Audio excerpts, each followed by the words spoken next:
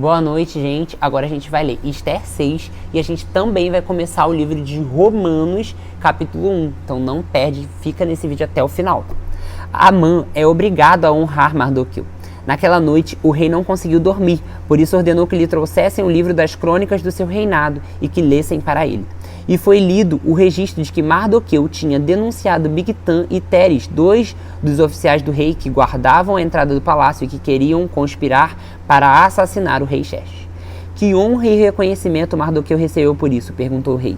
Seus oficiais responderam, nada lhe foi feito. O rei perguntou, quem está no pátio?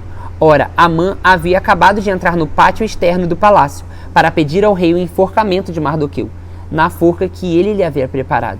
Os oficiais do rei responderam, é Amã que está no pátio. Façam-no entrar, ordenou o rei. Entrando Amã, o rei lhe perguntou, o que se deve fazer ao homem que o rei tem o prazer de honrar? E Amã pensou consigo, a quem o rei teria prazer de honrar senão a mim?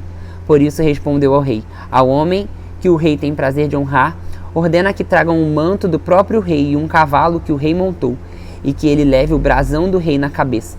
Em seguida, seja o manto e o cavalo confiados a algum dos príncipes mais nobres do rei, e ponham eles o manto sobre o homem que o rei deseja honrar, e o conduza sobre o cavalo pelas ruas da cidade, proclamando diante dele, isso é o que se faz ao homem que o rei tem prazer de honrar.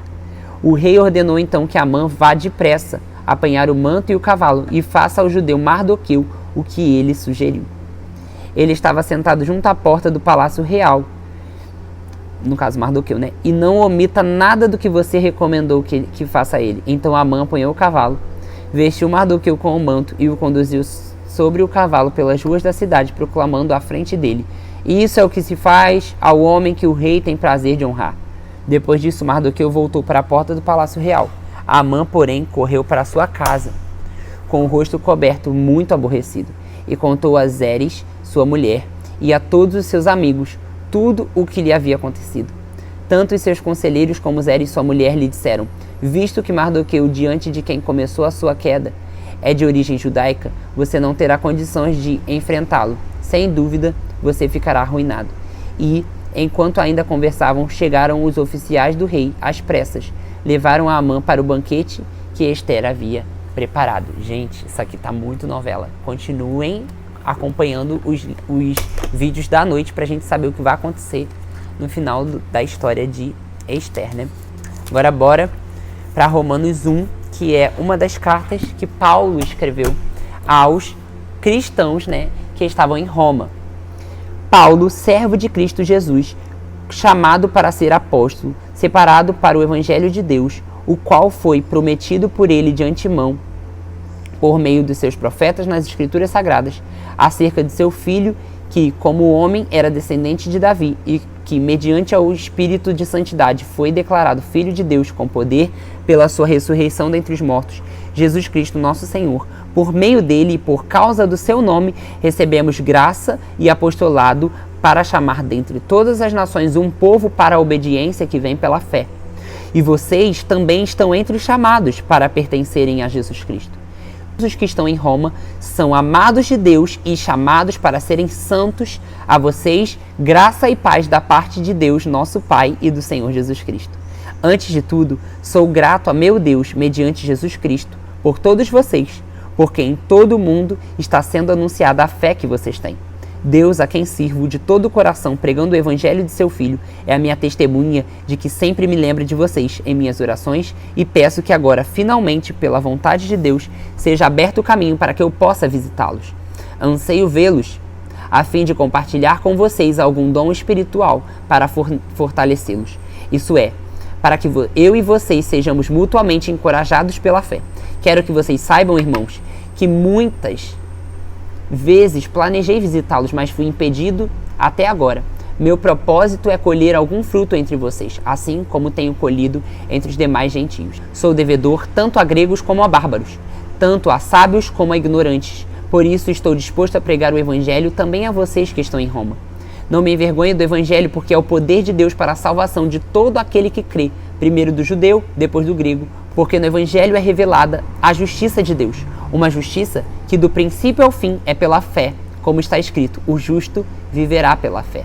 Portanto, a ira de Deus é revelada dos céus contra toda a impiedade e injustiça dos homens, que suprimem a verdade pela injustiça. Pois o que de Deus se pode conhecer é manifesto entre eles, porque Deus lhes manifestou. Pois desde a criação do mundo, os atributos invisíveis de Deus, seu eterno poder e sua natureza divina, têm sido vistos claramente, tendo compreendido por meio das coisas criadas, de forma que tais homens são indesculpáveis. Porque, tendo conhecido a Deus, não glorificaram como Deus, nem lhe renderam graças, mas os seus pensamentos tornaram-se fúteis e o seu coração insensato se obscureceu. Dizendo-se sábios, tornaram-se loucos. Trocaram a glória de Deus, imortal, por imagens feitas segundo a semelhança de homens mortais, como pássaros também e quadrúpedes e répteis. Por isso Deus os entregou à impureza sexual segundo os desejos pecaminosos do seu coração, para a degradação do seu corpo entre si. Trocaram a verdade de Deus pela mentira e adoraram e serviram coisas e seres criados em lugar do Criador, que é bendito para sempre. Amém. Por causa disso, Deus os entregou a paixões vergonhosas.